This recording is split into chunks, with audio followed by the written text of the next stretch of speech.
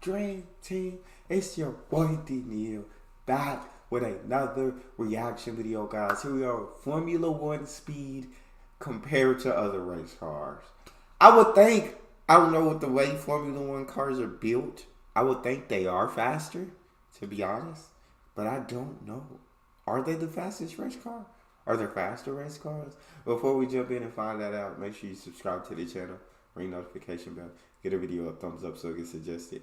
Oh my God! Formula cars, GT cars, prototypes, stock cars, and superbikes. Different racing disciplines produce It's gotta be the superbike, right? Right.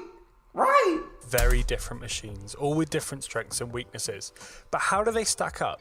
Which would win in a quarter-mile drag race or a top speed run? Or the biggest question I have is which would win in a race around a circuit? We've done some calculations to find out. So firstly, we should run through the cars. Starting with Formula One, our benchmark for this test. These cars have over 1,000 horsepower and weigh around 800 kilograms in race trim. But as we know, they're tuned for maximum corner speed with lots of downforce. And so this may hinder it in a straight line, but pay dividends around a lap. Next is Formula 2 with very similar weight, but with less aero and less power, with around 620 horsepower. Then we have its baby brother, the Formula 3 car. This has less power but much less weight. Then we have IndyCar, Formula 1's American cousin. Similar in weight to a Formula 1 car but with a bit less power. However, they are much more slippery in a straight line. Then we have Formula E, much less power than other Formula cars, more weight but instant torque. These are very much designed for smaller, twistier street circuits. And that's our lot for Formula cars. Next are the GTs. So we have the three classes that will be racing. So with the Formula cars are like, is Formula One like the top tier that you can get? Or is it just like completely different? Like Formula One, Formula Two, Formula Three, Formula E, just like absolutely completely different? Or is everybody trying to work their way to get to Formula One?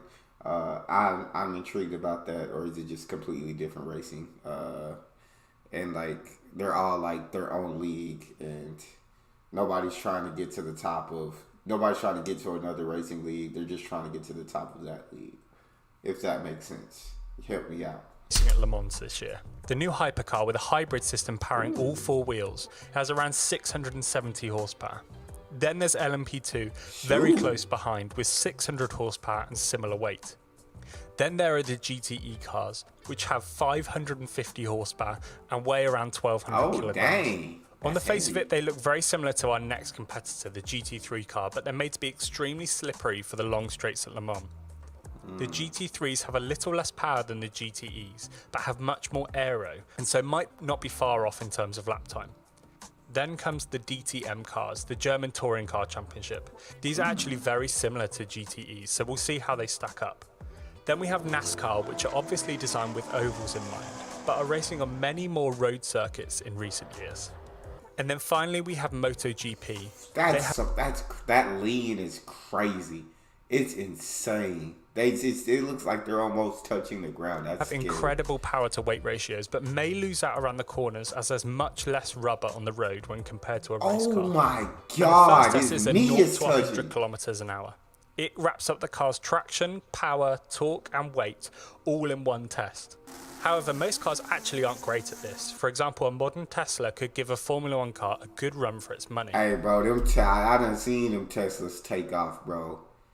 My God, do they take off fast, bro. At a stoplight, bro, I done seen a Tesla just, and it's like, as soon as that light hit green, I'll be like, God dang. Race cars tend to have very small, light clutches that aren't particularly good at launching. But anyway, what do you think will win?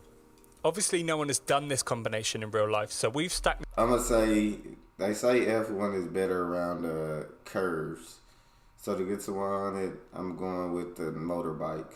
Super bike. Them up in the virtual world and compiled all of their times to see which would come out on top. Oh, shoot. The winner is actually pretty surprising. The fastest is the hypercar. It may weigh more and have less power than a Formula One car, but its hybrid system powers all four wheels, giving it incredible acceleration off the line. And another key factor is power to weight, and this is why you see the MotoGP bike doing well. It doesn't get a great start due to reduced traction, but it does have a better power to weight ratio than anything else here. So once the traction is down, nearly 1200 horsepower per ton powers it to actually beat the Formula One car. Now, powerful bikes do tend to be really hard to launch, but once they're off the line, the acceleration is incredible. My man's hit a whole backflip on that bike. The Formula E car does really well in this test, beating many cars with much more horsepower, but that instant torque from the electric motor must make up for it. The gaps between the rest of the pack is actually really close, with the GT3 and the NASCAR bringing up the rear, as they have significantly more weight than the others in this test. For me, the most surprising is the hypercar. You would expect the power and reduced weight of the Formula One car to give it the edge, but this initial acceleration is what the hypercars are best at. Up to 200 kilometers an hour, the hypercars have the advantage in a one-on-one race. But if we let them carry on, this is where the power to weight is less of an issue, and the aerodynamic drag versus power becomes a bigger part of the test. This is where the F1 car really takes over. You can see that the extra power helps it claw back the time and accelerate up to a top speed of 360 kilometers an hour, where the hypercar falls short at 335. But if we let all of the others reach their top speeds, there are some interesting results. This is essentially a measure of power versus drag, and at these speeds, the force produced by slicing through the air is immense. Also, many of these cars are tuned for lap time on short tracks, and so top speed isn't massively relevant, but it's interesting to see anyway. The top speed is actually taken by IndyCar, which has less power than the Formula One car, but thanks to its very slippery body and covered rear wheels, it can reach up to 380 kilometers an hour. Jesus. The MotoGP bike actually beats the Formula One car due to its much smaller frontal area, punching a smaller hole in. That MotoGP bike be rolling, man. It be rolling. Yeah. It also doesn't create any downforce, something that comes with a large drag penalty. The LMP2 car beats the Formula 2 car, but more interestingly, it also beats the hypercar, a car that is a class above it in the World Endurance Championship. The margins between these two classes are really small this year. It'll be interesting to see the lap time difference between these two, where the hypercar dominates the acceleration zone, but the LMP2 car is actually faster at the end of the straight. But acceleration and top speed is one thing. Lap time around a circuit is a whole different ballgame. The cars often take different approaches to the trade-off between straight line speed and cornering grip. And we've picked Spa as the track for this battle, as the majority of cars have raced here and set representative laps in the past couple of years. And obviously Lewis Hamilton holds the lap record here from 2020 with a 1 minute 41.2, which is quite clearly the fastest car here over a lap. The fastest lap in a Formula 2 car is held by Yuki Tsunoda with a 157.6, over 16 seconds slower than the Formula 1 car.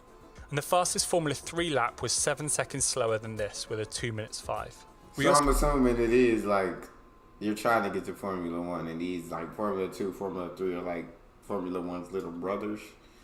I guess I'm a big basketball fan, so in my reference it'd be like the NBA and then you got the G League.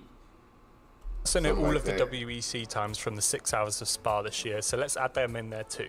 DTM and GT3s have also raced this track, but what's more difficult to predict is NASCAR, MotoGP and Formula E. As many of you will know, these cars don't race this track, and so finding data for this has been really tricky. So what we've done is compare these cars using other circuits' lap times. So for example, NASCAR raced at the Circuit of the Americas this year with Tyler Reddick setting a lap of 2 minutes 12.6. And then the last Formula 1 time was set by Charles Leclerc in 2019 with a pole time of 1 minute 36.1. Jesus. If you work this out, it turns out to be a 28% difference. And since COTA and Spa are roughly the same in terms of having long straights as well as many slow to medium speed corners, we can apply this difference to get a NASCAR time of 2 minutes and 9 seconds at Spa.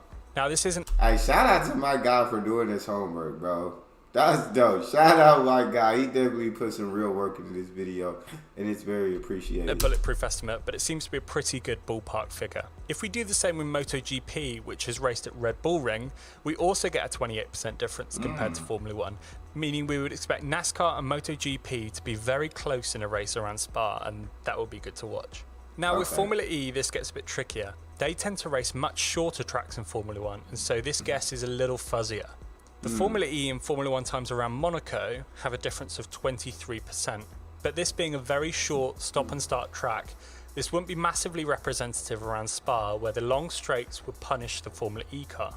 This would make the lap time around 2 minutes 4, which seems much too fast. We would probably expect around a 2 minutes 10 to 2 minutes 20. So we went Okay. looking for some more data, and interestingly, Jimmy Broadbent has lapped both the Formula E cars and the Formula 1 car around the Nordschleife in the sim. This track has long straights, slow corners, and everything in between, and much more representative of Spa. Interestingly, this percentage comparison works out as exactly a lap time of around 2 minutes 10. Definitely a crazy. ropey estimate, but it gives us a good idea. Formula 1 may have beaten IndyCar on a circuit, but what would happen if the roles were reversed and they raced on an oval? Click here to find out. Thank you very much for watching, and we will catch you in the next That's one. interesting. Yeah, I just see like the Formula One car would just be the fastest. I don't know. But I guess it depends on how long the race is, what kind of circuit you're on. There's a lot of things that go into it, it seems like. But that's all we got. You guys got a favorite video suggestion, you can subscribe to Patreon or drop it in the comment section. It's your boy D Neal. Out.